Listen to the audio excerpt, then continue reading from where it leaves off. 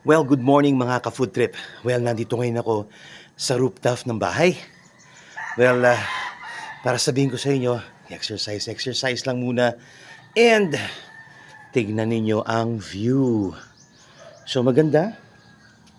Makikita naman ninyo dyan sa mga part dyan. Ayun. Diba?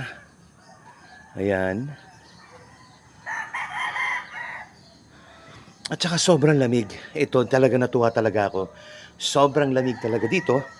At kaya dito ko sisimulan ngayon ang mga pagluto-luto. At well, sana subaybayan ninyo ako at sana suportahan po ninyo ako dito sa aking gagawin. So every week, mga 2 hanggang 3 hanggang kaya kong mag-vlog, lalong-lalo na sa mga pupuntahan ng mga kakainan, lulutuan, well, gagawin ko sa inyo. Well, this is Daddy O again.